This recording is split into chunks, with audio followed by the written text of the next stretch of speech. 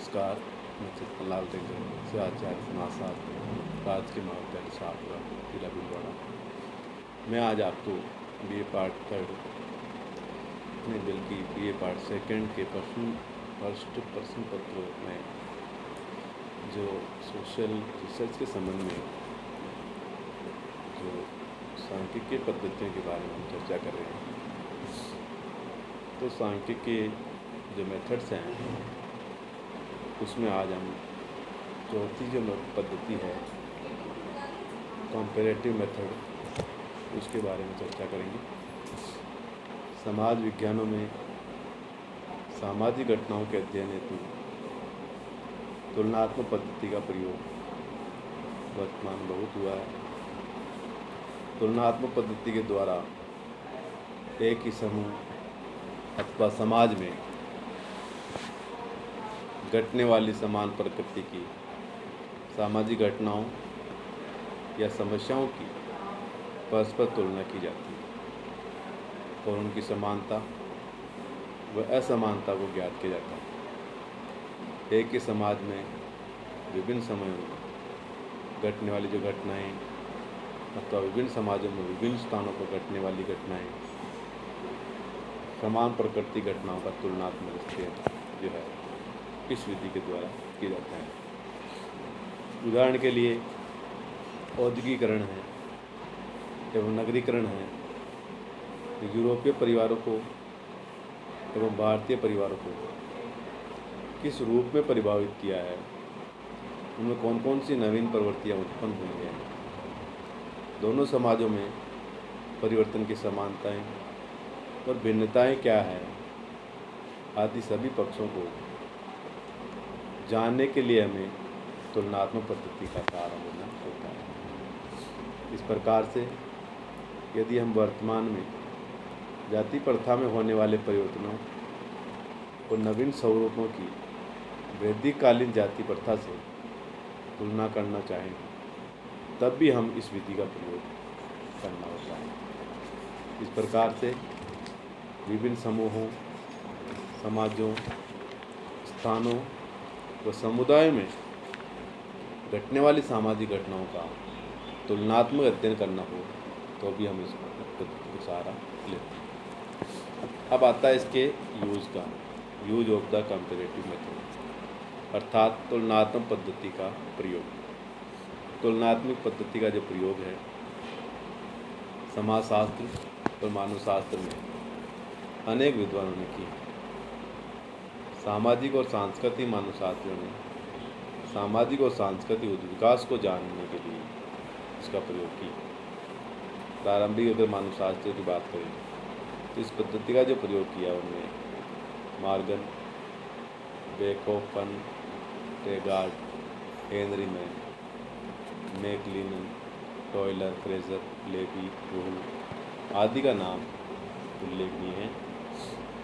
विकासवादी समाज वैज्ञानिकों ने ऐतिहासिक और तुलनात्मक पद्धति का साथ साथ में प्रयोग किया। समाजशास्त्र के जनक ऑगस्ट काउंट ने समाज के विकास के विभिन्न चरणों की तुलना की। इन्होंने सामाजिक विकास के 3 स्तरों का नियम काल्पनिक, दार्शनिक तथा वैज्ञानिक स्तरों का उल्लेख किया और उसकी तुलना भी की। हर्बर्ट स्पेंसर ने समाज व सावयव की तुलना की और दोनों के बीच कई समानता का उल्लेख किया। इसी आधार पर आपने समाज को एक सावयवी कहा। उन्होंने विभिन्न समाजों की परस्पर तुलना की। दुर्खेम ने अपनी पुस्तक रूल्स ऑफ सोशियोलॉजिकल मेथड में इस पद्धति के महत्व को भी उन्होंने स्वीकार किया।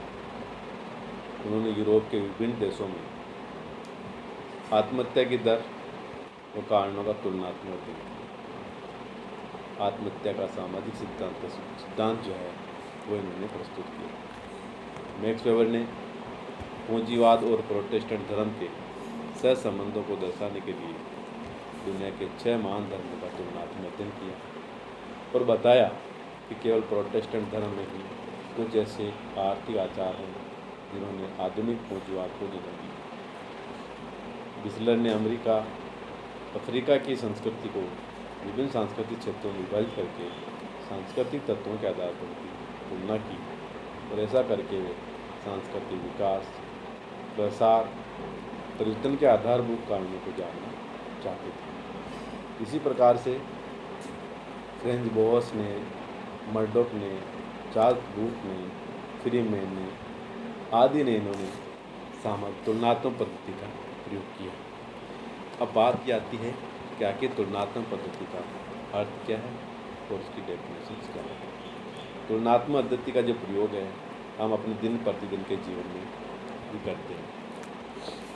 हम नेताओं, अधिकारियों, शिक्षकों, कर्मचारियों एवं मित्रों की तुलना करके उन्हें भला या बुरा, उचित या अनुचित, सफल व असफल, सक्षम और असक्षम ठहराते हैं। तुलनात्मक पद्धति का जो प्रयोग है प्राकृतिक और सामाजिक सभी विज्ञानों में किया जाता है। हम विभिन्न भौगोलिक क्षेत्रों में आर्थिक तथ्यों, जनसंख्या के आंकड़ों आदि की परस्पर तुलना करके हम विभिन्न देशों की जो आर्थिक समृद्धि है, जीवन स्तर है, जनसंख्या वृद्धि की दर है, वहाँ की प्रगति, विकास है, खुशहाली है, समृद्धि है का पता लगाना चाहते हैं, वो लगाते भी हैं। हम ग्रामीण और नगरीय जीवन की तुलना करके भी हम अनेक निष्कर्ष निकालते हैं। रेडक्लिफ ब्राउन भी कहते थे कि सब तुलनात्मक पद्धति के द्वारा हम दो प्रकार की समस्याओं का हल कर सकते हैं। पहली उन समस्याओं का जिनका संबंध वर्तमान से है और दूसरी उन समस्याओं का संबंध जिनका संबंध भूतकाल और इतिहास है। तो तुलनात्मक पद्धति का जो प्रयोग है शिक्षा संबंधी अनुसंधानों में भी बहुत हुआ है। तुलनात्मक पद्धति केवल यह अर्थ नहीं है कि इसमें कुछ घटनाओं की पारस्परिक तुलना कर दी जाती है, बल्कि यह तुलना उद्देश्यमूलक होती है। इस संदर्भ में गिन्सबर्ग ने लिखा भी कि तुलनात्मक पद्धति का कार्य केवल कुछ घटनाओं की तुलना करना ही नहीं है, बल्कि तुलना के द्वारा उनकी व्याख्या करना भी है। गिन्सबर्ग ने जो विचारों से तो स्पष्ट है, यदि तुलनात्मक पद्धति में घटनाओं की व्याख्या नहीं की जाती है और घटनाओं की निरुद्देश्य तुलना ही की जाती है तो यह पद्धति की सफलता नहीं है। इसी प्रकार हर्शकोविट्ज़ जो थे उन्होंने तुलनात्मक पद्धति को स्पष्ट करते हुए लिखा कि तुलनात्मक पद्धति के अंतर्गत व्यक्तियों के बीच पाए जाने वाले स्वरूपों की तुलना के द्वारा मानवीय संस्थाओं तथा विश्वासों के विकासपूर्ण क्रम को स्थापित किया जाता है। तुलनात्मक पद्धति का प्रयोग ऐतिहासिक और उद्विकासवादी पद्धति के साथ साथ होता भी रहा, क्योंकि इतिहासकार और उद्विकासवादी आधुनिक सामाजिक, आर्थिक, राजनीतिक, सांस्कृतिक एवं धार्मिक संस्थाओं के उद्विकास को जानने के लिए उनकी तुलना प्राचीन संस्थाओं से करते रहे, किंतु वर्तमान में इसका अपना पृथक अस्तित्व है। इस विधि के द्वारा शोधकर्ता विभिन्न सामाजिक घटनाओं की पारस्परिक तुलना करके उसमें पाए जाने वाली समानताओं और असमानताओं को ज्ञात करता है, सामान्य निष्कर्ष निकलता है और उनके बारे में सामान्यकरण प्रस्तुत करता है, उनकी कारणात्मक व्याख्या करता है। तुलना विभिन्न समाजों में विभिन्न स्थानों के आधार पर या एक ही समाज की विभिन्न समयों के आधार पर की जा सकती है, क्योंकि सामाजिक घटनाओं को नियंत्रित करना एक कठिन कार्य है। ऐसी स्थिति में दो तथ्य एवं घटनाओं की तुलना से सामान्य निष्कर्ष निकालकर उसकी सामान्य प्रवृत्ति को ज्ञात करने में तुलनात्मक पद्धति ही अधिक उपयोगी सिद्ध हुई है। अगर संक्षेप में हम ये बात करें तो ये वह पद्धति है जिसके द्वारा हम दो या दो से अधिक तथ्यों, घटनाओं और इकाइयों की तुलना करते हैं। उनकी व्याख्या और विश्लेषण करके हम उनके बारे में एक सामान्य प्रकृति को ज्ञात कर सकते हैं। तो इस पद्धति का जो प्रयोग है मानवशास्त्र, समाजशास्त्र एवं शिक्षा एवं सांख्यिकी में दिनों दिन बढ़ता जा रहा है। वैसे तो इस पद्धति का जो प्रयोग है यद्यपि 19वीं सदी में स्टार्ट हुआ था, किंतु बाद में सामाजिक घटनाओं के तुलनात्मक और वैज्ञानिक अध्ययन के लिए इसका प्रयोग विद्वान द्वारा काफ़ी किया गया है। इस प्रकार से तुलनात्मक अध्ययन पद्धति के बारे में समाजशास्त्र में ये विचार है। नंबर 5वीं जो विधि है, जो हम सांख्यिकी विधि के अंतर्गत इसको शामिल करते हैं, वो है संरचनात्मक या प्राकार्यात्मक पद्धति। संरचनात्मक प्राकार्यात्मक उपागम का जो जन्म है ऐतिहासिक उद्विकास की एवं तुलनात्मक पद्धतियों की प्रतिक्रिया के फलस्वरूप हुआ। द्वितीय विश्व युद्ध से ही निरंतर इसका महत्व बढ़ता गया और आज तो इस उपागम का प्रयोग एक फैशन सा बन गया। किंग्सले डेविस कहते हैं कि समाजशास्त्र में आज जो कुछ भी है उसका 3/4 भाग जो है वो संरचनात्मक प्राकार्यवाद है और इस पद्धति को अनेक नामों से भी जाना जाता है, जैसे प्राकार्यात्मक उपागम है, प्राकार्यात्मक सोउद्देश्यता है, प्राकार्यात्मक विश्लेषण है, प्राकार्यवादी सिद्धांत है, प्राकार्यवाद है।